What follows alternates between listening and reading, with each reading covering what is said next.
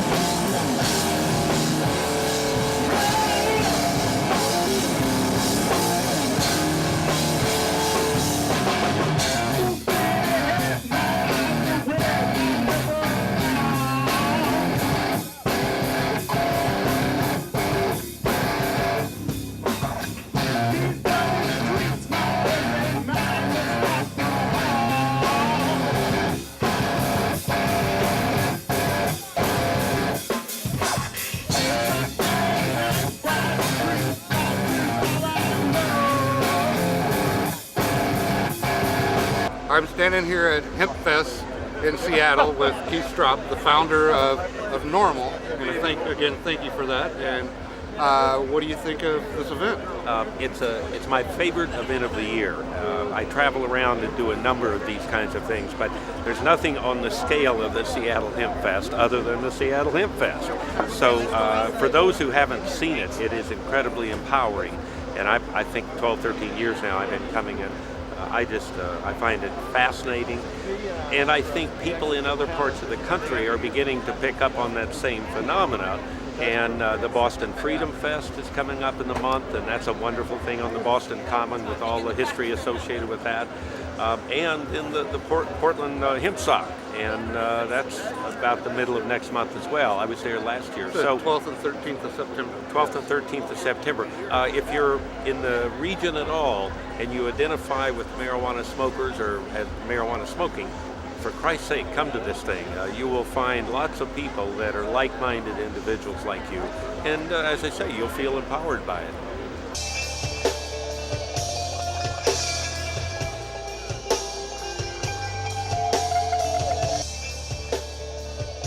This is peace, love, and understanding that we're doing here. Peace, love, and understanding. Save your seeds. It doesn't take a miracle to cultivate the weeds. You can't sell brownies. You can't sell pot. You can't sell Rice Krispies at Hemp Fest. Why? Because we know how to keep this thing going, and that will bring us down. We have an unprecedented amount of freedom here. No other city in the world, no other rally in America especially. I don't think any in the world is doing quite what we're doing. So please understand, we do not want to be the narcs, man.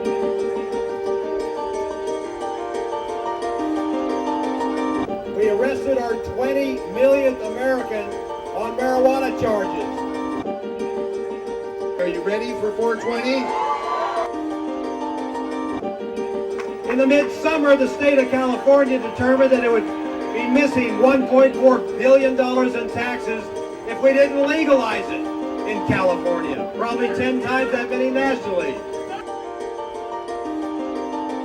We've helped almost 100,000 people in 8 states, get a medical marijuana permit. So that means they can legally possess, use, and grow medical marijuana. medical marijuana is a great step forward, but it's not the end. What we need to do is end adult marijuana prohibition, restore industrial hemp, and help medical marijuana patients. The man who started it all, Jack Harrow.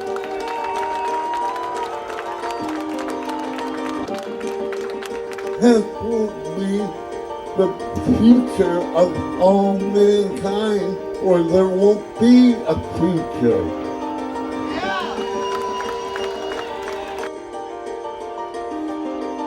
It doesn't matter if you're a Democrat or a Republican, we're going to legalize marijuana no matter what happens in 10 years, because when 60% of the American public wants something, they're going to get it. Contact your legislators. Tell them, end marijuana prohibition. It's time to tax and regulate it. The more letters they get like that, the sooner the day will arrive.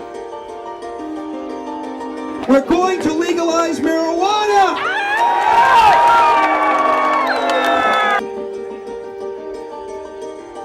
Peaceful. Look at this. It doesn't have any. What if this was a drink fest? Alcohol fest, meth fest, heroin fest, cocaine fest. There'd be dead people here. There'd be fights. There'd be stabbings. But it's pot fest. It's hemp fest. We are proud. We are loud. Give it H! E-M-P! What do we want? I freaking love Hempfest. Hempfest is the shit. Hempfest is badass. Go Hempfest!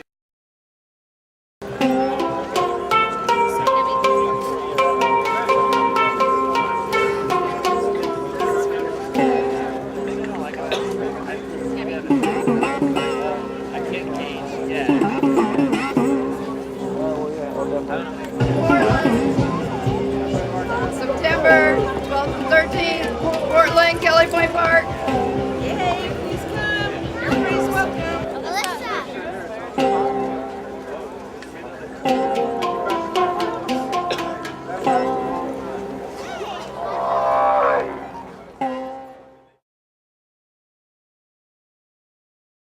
You know, being Seattle Hemp Fest and being the largest, most sophisticated cannabis policy reform event in the world, we try to make things up to you. You know, we're gonna do a countdown for the 420 here and all that stuff. But you know, I'll tell you, we felt so bad about the fact that Tommy couldn't be here that we decided to do something about it.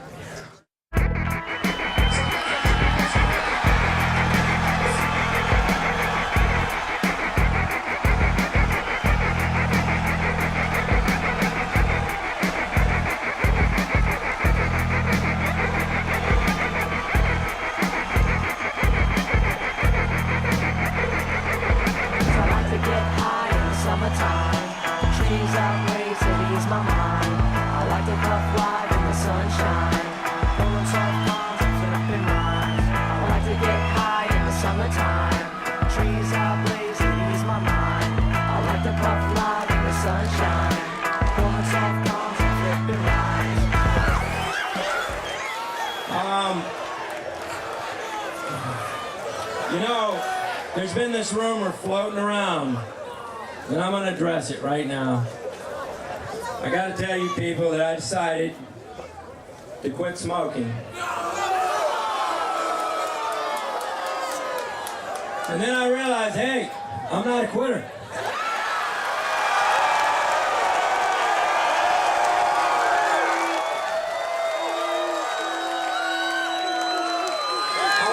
Some people. First of all, I want to thank all the vendors. I want to thank the Seattle Hemp Fest for having me out here.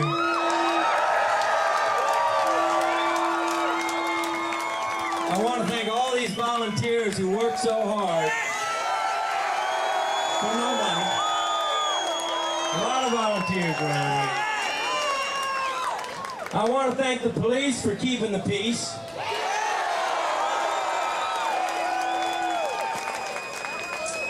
I want to thank some people who don't get a lot of credit and really deserve it. I want to thank those people walking around here selling magic cookies, brownies.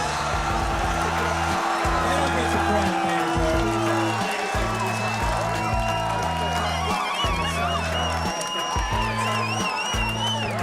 deserve.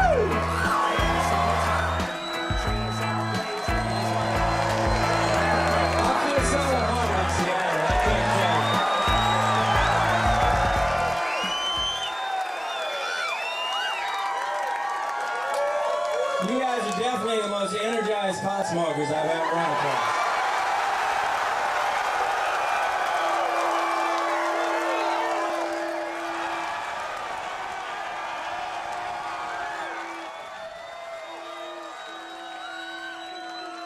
I think it was appropriate to start here in Seattle because it's the home of the place where the young and the young of heart took to the streets and flashed a giant neon sign saying, "We're not putting up with this shit anymore.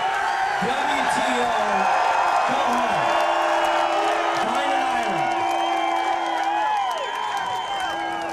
island." It's because there's an amazing propaganda machine in this country. Don't you think? I mean, it's a propaganda machine that makes us actually believe that we live in a democracy when we know we don't live in a democracy. I mean, it's a propaganda machine that talks about us living in a free country when we know we're not living in a free country. You're free to do whatever you want to do as long as it doesn't go against what the government wants you to do. So how are we going to turn that around?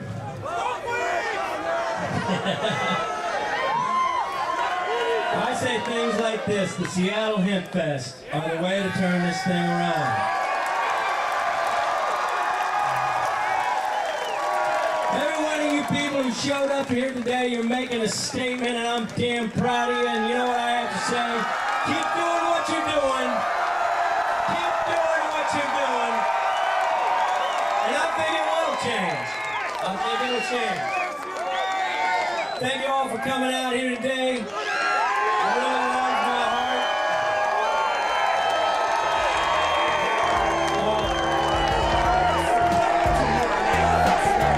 Say your name with one breath left. Summertime, trees are green, that's my mom. I like to come fly in the sunshine. Close my eyes, I feel the vibes. I like to get high in the summertime. Trees are blazing, ease my mind. I like to come fly in the sunshine. You're with my hip-hop fans from Seatown to Flatlands. Get ready to launch.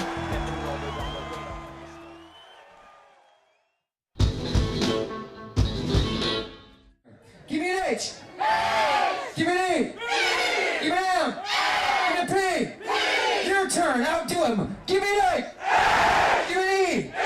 Give me an M. Give me a P. Ladies and gentlemen, I present to you the house band of Seattle Hemp Fest, the incredible Herbivores.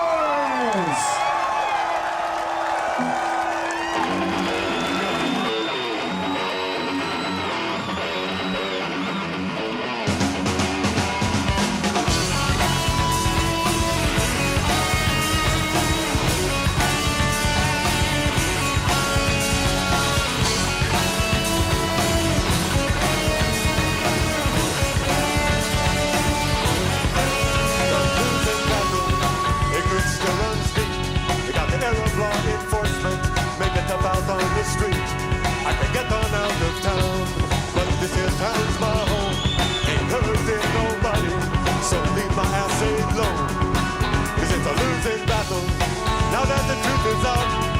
Even the politicians have figured this thing out.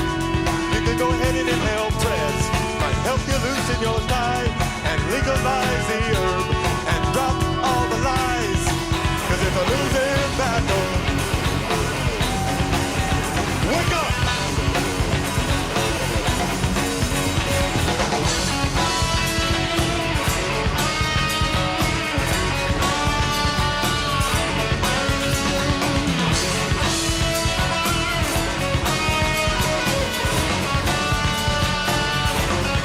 Every struggle for freedom, they'll put us to the test.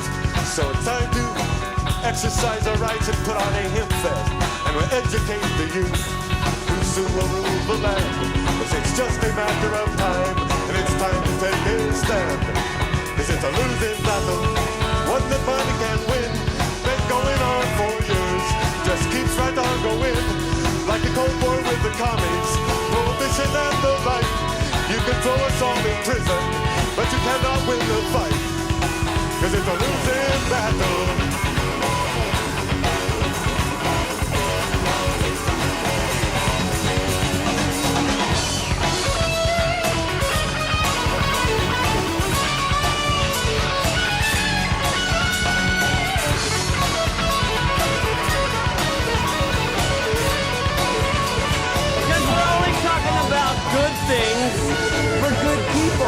This man Jim knows. Take a good look at him.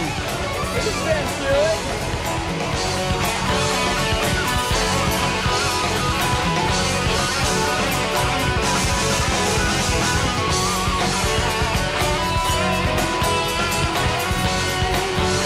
This is Vivian McPeak at Seattle Hemp Fest here at Myrtle Edwards Park. I'm with THC TV and Seattle Hemp Fest, and we just had Woody Harrelson speak, enjoying some munchies now and some refreshments. We've got the herbivores, our house band playing. We've got so many people out there, I don't know how to count them. Hey, Mr. Politician, time to wake up.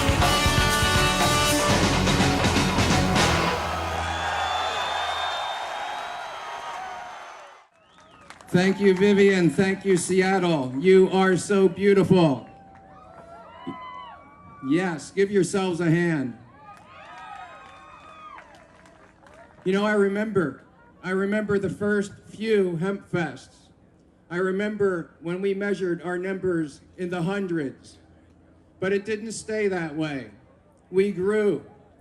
We grew to measure hemp fest in the thousands and the tens of thousands, and now hemp fest is measured in the hundreds of thousands of attendees.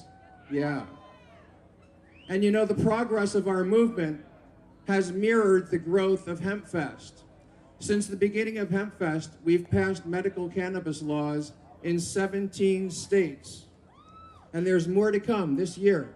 Now, from the East Coast to the West Coast, from Michigan to Colorado, from New Jersey to Washington, patients can obtain their medicine in safe, well-regulated access points. They no longer need to negotiate the perils of the underground market. They no longer need to worry about getting short-weighed or getting contaminated medicine or having a knife or a gun pulled on them. We have created tens of thousands of well-paying jobs and access points across the country. And those access points have generated hundreds of millions of dollars of revenue for our communities. We have reduced the burden on law enforcement, and we've made our neighborhoods safer. We have proven that cannabis can be distributed in a way that brings benefits to communities instead of harms. But you know, the guardians of public safety up there in the high levels of the Department of Justice, the U.S. attorneys, they don't think these are good things. And so last year, they launched a coordinated multi-agency nationwide attack on our community. Now that attack started out in Michigan and Montana. And when nobody noticed, when there was no public outcry, when there was no blow up in the media, the feds expanded this campaign to California, where they have closed 400 access points with threats of seizing their property. Just a few weeks ago, Harborside Health Center became the latest target of this federal attack when they served papers on us to seize the property that we are located in. But we have no intention of closing our doors. We will never abandon our patients. We will use every legal means at our disposal to contest this action on the part of the federal government. We have nothing to hide. We've done nothing wrong. We know that justice is on our side, and we look forward to our day in court. Now, since Harborside was served, this campaign of the feds unfortunately has metastasized. Like a malignant cancer, it continues to spread. 10 threats went out in Colorado recently, and just last week, I'm sorry to say, it spread here to your own state of Washington when the U.S. Attorney in the Eastern District served forfeiture notices on 4 access points. Sadly, 3 of them have already closed. Are we going to let them get away with this? No way we're going to let them get away with it. They think they can crush us? Are we crushed? No way. We are roused to our righteous fury now. We will not be crushed. I'll tell you, after Harborside was served with these despicable notices, offers of assistance poured into us from all over the country. Every single activist organization you can imagine got in touch with us. We had simultaneous demonstrations in 4 different states, including a courageous takeover of the Obama campaign headquarters right here in Seattle. Thank you for that support, Seattle. We are pulling together, and we have a common message, and we are going to send it clear and loud. We're going to tell President Obama that it is time for him to keep the promise he made to us, to our community. It is time for him to call off these rogue prosecutors and stop this horrible, horrible campaign. Because we are not going anywhere. We're here to stay. We've worked too hard. We've come too far. We've made too much progress to go backwards now.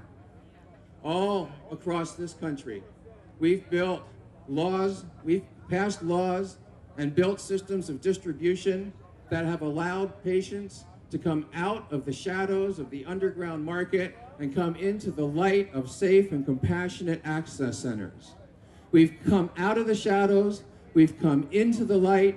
We're never ever going back into those shadows again. We've come into the light, and that's where we're going to remain. Thank you, brothers and sisters. If you'd like to speak to me a little more, come check me down at the dope booth at the back of the stage area. Thanks. It gives me great pleasure to introduce to you right now a champion of truth and liberty. I think one of the most honest politicians we've had in my lifetime. U.S. Congressman Dennis Kucinich is here to speak to you. Let's hear a warm welcome. Give your love to Dennis Kucinich. Hello, Seattle!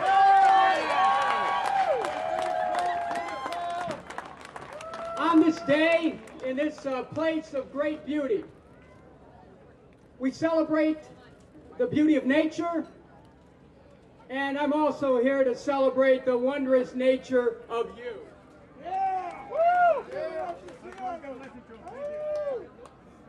The presence that we have here today binds us as a community. It empowers us. It strengthens us. We must become visible en masse if we're going to bring about the change that we want in the society. And when we do that, we extend our reach. We bring about new possibilities. And the creative spark that births action can usher in a new world. We have to say to America, open up, America. Show yourself. Time for mass action. This is why and how recent movements for freedom in Tunisia and Egypt gained momentum. This is how Gandhi cast off the British Empire. This is how America's suffragettes ended up getting for women the right to vote. This is how Dr. Martin Luther King's March on Washington became a pivotal moment in the civil rights history of this country. People become visible. They go to the streets. They linked arms. They marched. They sang, "We shall overcome." They walked the uplit path of social and economic justice. People have been on this path, and it's time for us to begin to walk that path too. People then marched to glory, but not for themselves, but for the benefit of generations to come. We gather here today in a common determination for change. A sense of commonality of purpose awakens. A purpose, a sense of awareness grows. The moment arrives to exercise a new commitment, to cast off an old order of things. This same awareness brought America's founders to write the Declaration of Independence and to proclaim a new order follows. Today it is not a financial deficit that will bring America down. It is a deficit of public action. When people discover what happens when one person determines to make a difference and then merges with the many like-minded, it becomes visible. New possibilities unfold, and a new order follows. Now, Seattle, you understand this, because in 1999, Seattle hosted the World Trade Organization rallies, and Seattle was the host of the Teamsters and the Turtles marching arm in arm, not too far from this area, demanding, once and for all, that we have enforceable workers' rights, human rights, environmental quality principles in all of our trade agreements. They marched and they chanted and they said, not only we shall overcome, but solidarity forever, solidarity for workers. The Seattle WTO cast light upon the workings of the WTO. Seattleites, union members, trade activists helped spark a worldwide awareness, that workers had to have rights and that there had to be environmental quality principles. And it was the people of Seattle who identified that child labor, slave labor, and prison labor had to be in trade, that prohibitions on that had to be in trade agreements. Seattle brought that forward. You kept that alive. You've nurtured it. Large, intentional gatherings like this one can be a catalyst for powerful change. But we have to be prepared, as George Bernard Shaw once wrote, to dream things that never were and ask why not. And let us dream about the America that we want. Let us give our dreams some firmament. Let our dreams and our thoughts become words. Let the words become deeds. Let our deeds become action. Let our actions build a new America and a new world. Seattle, you shook the world once. Can you shake it again? I ask you. Are you ready here, Seattle, to declare once and for all that it's time for America to end the wars in Iraq, in Afghanistan, and Libya? Are you ready to do that? Are you prepared to demand that our troops be brought home? Are you prepared to demand that America end its worldwide military presence? Are you prepared to demand that America must lead the way to nuclear abolition? Are you prepared, Seattle, to demand that we have to repeal the Patriot Act? Are you prepared, Seattle, to demand that government spying, eavesdropping, and wiretapping of law-abiding citizens must end? That our sisters' right to privacy be protected and decisions about women's reproductive health be made between a woman and her doctor? Are you prepared, Seattle, to say that our brothers and sisters who are gay, lesbian, bisexual, transgendered have all full rights, including the right to marry? Are you prepared, Seattle, to demand the decriminalization and legalization of marijuana and demand hospitalization, not incarceration, for those with drug problems? Are you prepared to demand not-for-profit health care for all? Education for all? Retirement security for all? Jobs for all? Are you prepared to rescue our federal government from corporate interests by calling for a constitutional amendment which establishes only public financing of federal elections? Are you prepared for that? Are you prepared to summon the energy to rescue our planet, to protect our air, our water, and our land from further exploitation by demanding an end to drilling the earth, fracking the earth, cracking the earth, and an end to the poisoning of our seas and our skies, and to make sure that we end this carbon-based solution and bring forward a rapid transition to an environmentally friendly, socially responsible green economy? Seattle, this day, here and now, you, through your responses, have voiced what I would call the Seattle Declaration. Let the sound of your voice today be heard wide and far. Let your affirmations give birth to new actions, a new nation, and a new world. Let your voice once again cause America to march. Let your voice once again cause America to sing. Let your voice cause America to seek new freedoms. Let your voice call America to seek a newer world. Ours is a restless quest for freedom. We know wars make us less free. We know fear makes us less free. Social and economic insecurity makes us less free. If it is for freedom's sake that we gather, so then let us be for freedom's sake that we act courageously.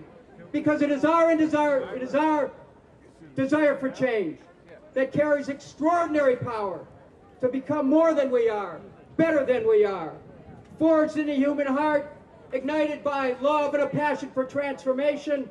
Our common unity, our common purpose, and our common action can carry the power to change everything. This is the power of human unity. This is the power of our oneness. Feel it. Own it. Act upon it, Seattle. Thank you. U.S. Congressman Dennis Kucinich, give a hand. Hempfest, happy Hempfest! Oh boy, happy Hempfest, guys! This is huge. This is your personal freedoms at work. You think this stage gets built out of midair? Look at all these Canna warriors around you, volunteering their time, putting their energy into this effort, which is called Cannabis Freedom. So celebrate. Today is our day. Tomorrow's our day. Every day should be our day. Yeah. I was trying to think why, what I want to talk to you guys about and why I'm up here. You know, I'm thinking to myself, last year I was just out there, a vendor, handing out cards, giving out information, telling people, keep Washington green. Yeah. Right? People were like, what do you mean keep Washington green? We just legalized it. Does this look like legalization to you? Why? Because you're fleeing to the rocks and under the trees to smoke some freaking cannabis? Well, you know what? I'm really proud of our Hempfest crew and our Hempfest staff because they're keeping our freedoms alive and our dreams alive, and they're doing their thing. And you know what? This reminds me of years past in Hempfest when we still celebrate our freedoms and we still smoke cannabis where we want to and how we want to. And we're going to continue to do that. So celebrate today. I have a main message to you. This battle is not done. We have a lot of work to do. There's a recreational scheme which we have in our state where you can purchase cannabis. That's great. I voted for that. I'm fighting for that. I know business owners that are putting in their due diligence. I also know some really lame business owners that are doing some poor stuff for our industry, but we won't talk about that right now. What we will talk about is the fact that just because we can buy it in a store doesn't mean it's free. I want to grow it in my backyard. I want to smoke it where I want to. I bet you do too. 1.7 million people in this state voted for I-502, and about 3/4 more of that still think that you can grow plants in this state just because you don't have a medicine card. You know what? I think we all need to get educated about what our public policy is, what our state policy is, and get involved. I know one thing's for sure. I clambered up to the state politics this last year and observed the most dysfunctional state legislative session in the entire history of Washington State. We went through 3 sessions. That's 1 session plus 2 more. And we couldn't even figure out our state taxes. And in fact, if you're watching, the state Supreme Court just sued our state legislature $100,000 a day until they figure out how to educate our freaking kids. I'm upset. I am a citizen. I voted for cannabis freedom. They're taxing it, and they can't even educate my kids.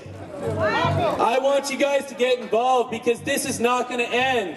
We need to go up there and tell them, I want my cannabis. I don't want it to be shoved through a tax-regulated system and come out dirty. I want to have my rights. And we're not going to get our rights until we get up there, we clamber up there and tell all of them, this is how I want it, and I want it right now. Because if we don't do that, what they're going to do is they're going to do what they did to 502. They're going to stifle it. They're going to throw 54% in this state into default of a state law.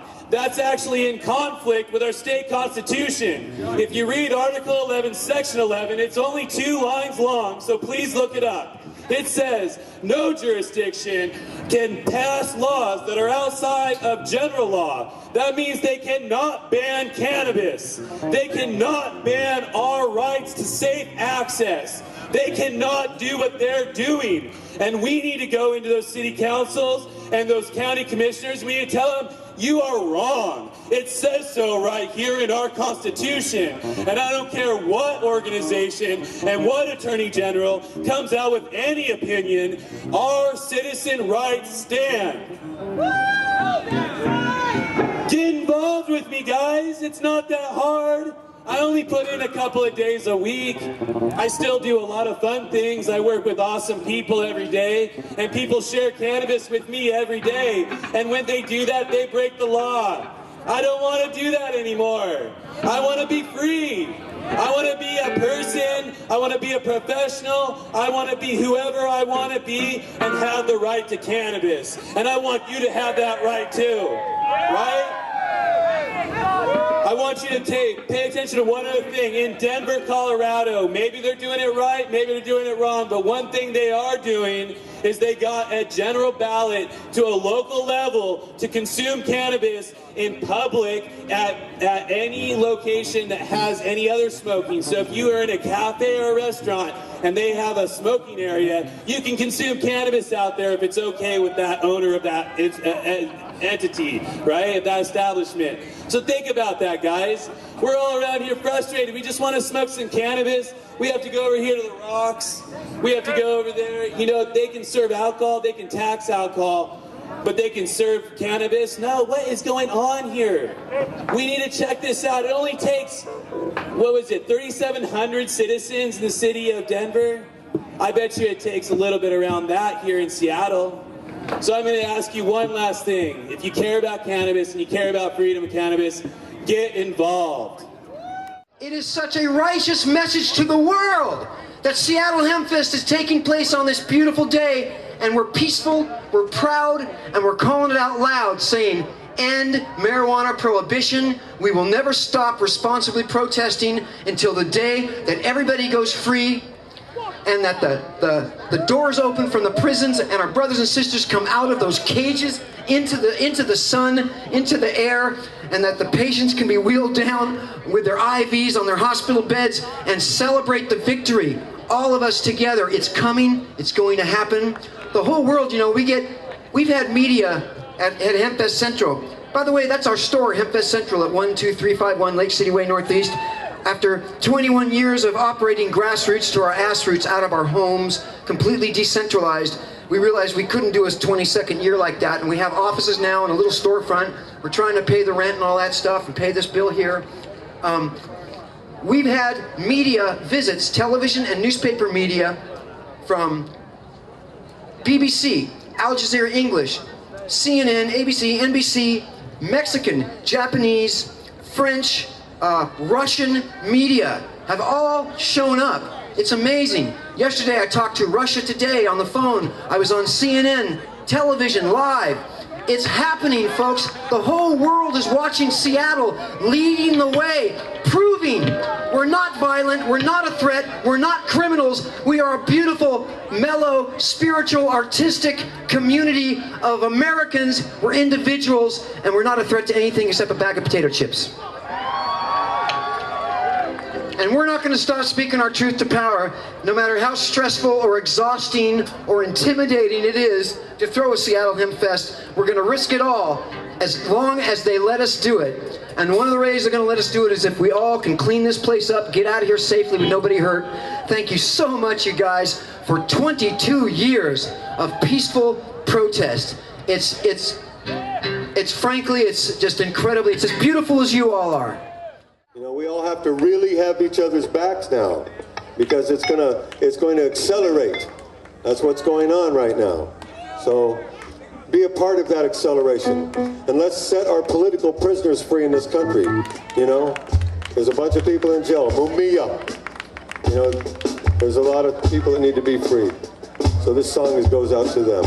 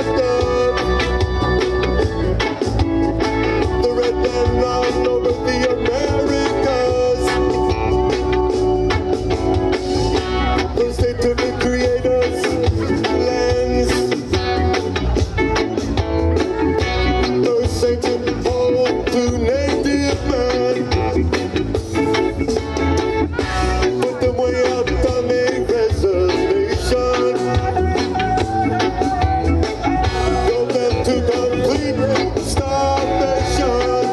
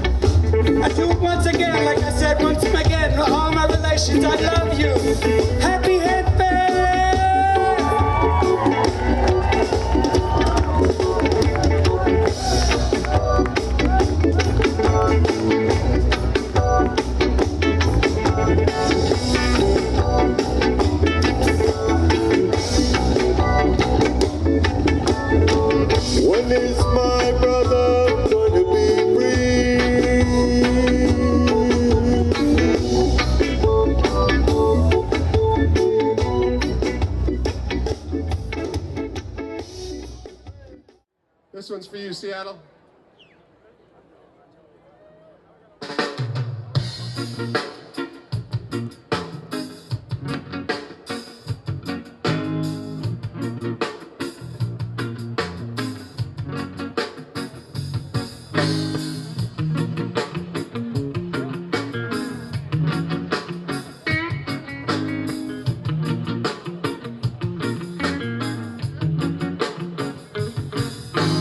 smoke 2 joints in the morning.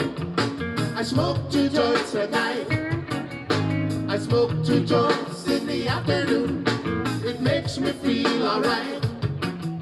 I smoke 2 joints in time of peace and 2 in time of war. I smoke 2 joints before I smoke 2 joints, and then I smoke 2 more. Oh, my daddy, he once told me, son, you be hard-working man. Mama, she once told me, son, you do the best you can. But then one day, I met a man who came to me and said, hard work good and hard work fine, but first take care of head. So now I smoke 2 joints when I get up. In the car I smoke 2 joints. I smoke 2 joints when I play video game. And at every 10,000 points I smoke 2 joints. I smoke 2 joints in time of peace and 2 in time of war. I smoke 2 joints before I smoke 2 joints, and then I smoke 2 more.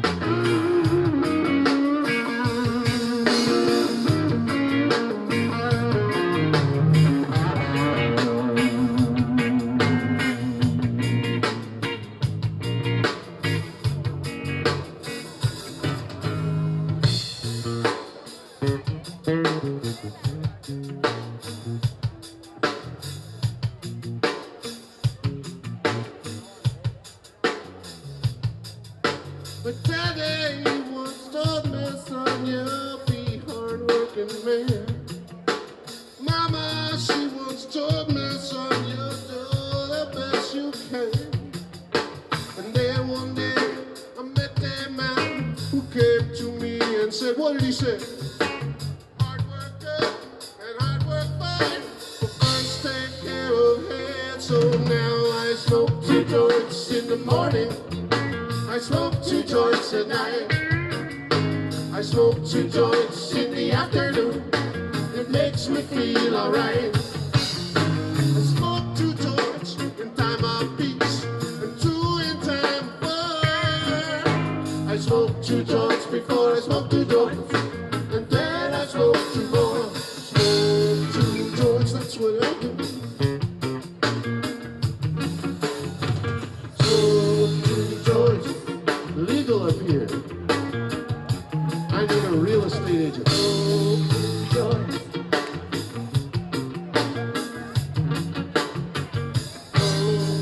Come and smoke 2 joints with me in the morning. Oh, joints. Come and smoke 2 joints with me in the afternoon. Yeah. Oh, joints. I smoke 2 joints. That's what I do. Smoke 2 joints. American farmers are losing their farms at a frightening rate. For generations, this land and the occupations that it provided were handed down from father to son. And over the years, laws passed by legislators have eroded this heritage. The government and our nation's banking system are slowly becoming this country's sole farm owners. So in order to turn the tide, the American farmer needs a successful cash crop. Now, hemp is a plant that's proven to be versatile in creating over 50,000 products, from cloth and paper to fuel and medicine. And when prohibition was leveled against liquor, it was still legal to grow corn and grapes for other purposes. Now, this should be true of hemp. Return our roots to America and help re-legalize hemp.